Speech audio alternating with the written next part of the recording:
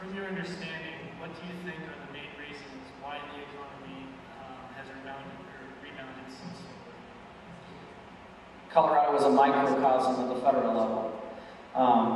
You have a radically liberal governor or president of the United States and two radical bodies of the legislature at the federal level.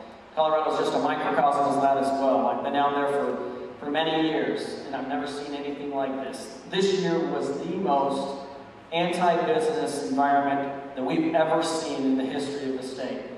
And we have to do everything that we can to reverse that. If you looked at the Wall Street Journal yesterday, Governor Ritter was the worst governor in the country for economic development.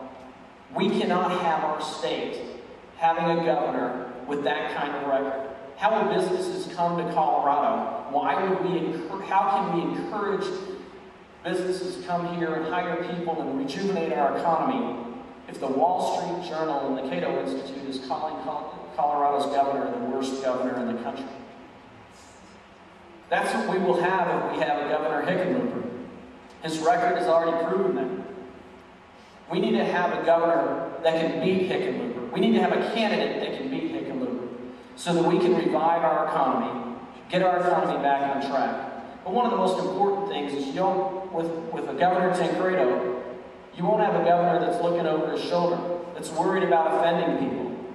God knows Tom's not worried about offending people.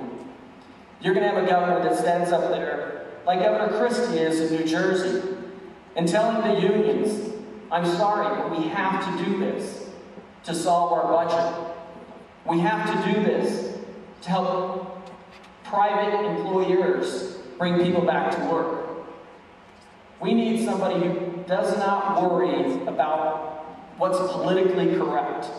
And God knows Tom Tancredo doesn't worry about what's politically correct. And he will do the right thing for Colorado and for the taxpayers of Colorado. What are your opinions on Amendments 60, 61, and Proposition 101? And if they do pass, how do you plan to adjust the state's budget to account for the extra budget here? I believe Tom has come out in support of 60 and 101, but come out against 61. But to be quite honest with you, I don't believe they're going to pass. And if they don't pass and Governor Tancredo gets elected, he will implement most of the things that led to those three issues being put on the ballot. The reason why those issues were put on the ballot is because the reckless Democrats increased car registration fees against the Constitution and said that it was a fee and not a tax. Well, if you put a fee on something, that is supposed to go for what it is being taken out of the taxpayer's pocket for, which is to run the organization that the fee is for. With the car tax, it's not doing that. The car tax, they took money out of your pockets and put it in a general fund to spend across the board. That's a tax. That's unconstitutional under Tabor. That's what one of the amendments is for. We will reverse that, and Governor Tancredo will reverse that. The Democrats and Governor Ritter increased taxes across the board against the will of the voters and against Tabor. I assure you, when we get elected, a conservative legislature and a conservative Governor Tancredo gets elected, we won't have to worry about 60, 61, and 101 because we will do what those are set to do. But let me tell you about 61 and why I personally am against 61 and why I think most Republicans should be against 61. I have worked diligently over the last 5 years or so to fund charter schools at the most basic level of government, to have parents determining the future of their kids' education and to provide choice for parents. You cannot fund a charter school under a 10-year timeline, which is what 61 would allow. You have to do it over a 30-year horizon. If 61 passes, we will never, ever, ever have another charter school built in Colorado. If that's what you want, vote for it. But I think as conservatives who believe in school choice and limited government, we have to vote against it. Sorry about taking too much time. What do you believe that the fundamental role of the American Constitution is in today's society? Do you think it is important to celebrate the Constitution on Constitution Day? If so, why don't we go ahead and make a requirement as part of high school curriculum? Yes, the Constitution is the most important document of our founding fathers and of our country and the way we run our governments and our legal system. Constitution Day is a fun day at the Capitol. Every year when Constitution Day comes around, we have a bunch of little kids coming around, elementary kids, junior high kids, wearing red shirts, and they come up to us and they quiz us on all kinds of aspects of the Constitution. And if we pass, they give us a little sticker that says we passed, and if we failed, which I often do, they give us a sticker that says, memorize your Constitution. I honestly don't know where Tom would be on mandating that schools are required to have recognized Constitution Day.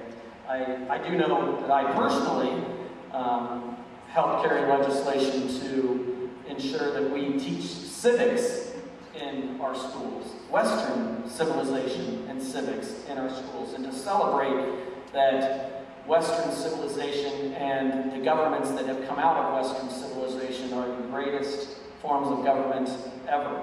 And we need to celebrate that. We need to continue to educate that into our kids. I don't know why we wouldn't be able to incorporate Constitution Day into that requirement, but honestly, I haven't talked to Tancredo. And what is your stance concerning Senate Bill 10-191? School bill that passed in the last year, and how do you plan to expand on or change that bill to make Colorado schools better?